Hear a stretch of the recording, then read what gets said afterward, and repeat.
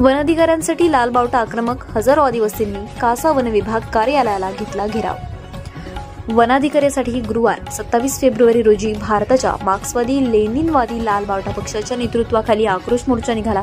या मोर्चाची सुरुवात चारोटी ब्रिजपासून झाली। महिलांची संख्या लक्षणीय ठरली। हजारोंच्या संख्येने निघालेला मोर्चा अतिशय शिस्तबद्ध पद्धतीने भर दुपारच्या उन्हात 4 किलोमीटर लांब चाल करत कासा वन विभाग कार्यालयाला धडकली।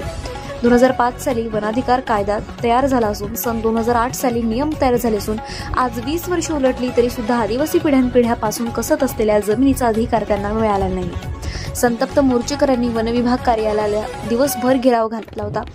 वनविभाग अधिकाऱ्यांना दिवसभर कार्यालयातच कोंडवण्यात आलं होतं। या दरम्यान मोठ्या प्रमाणात पोलीस बंदोबस्त तैनात करण्यात आला होता। पक्षाचे शिष्टमंडळ आणि वन क्षेत्रपाल सुजित कोळी यांच्यासोबत त्यांची सकारात्मक चर्चा झाली।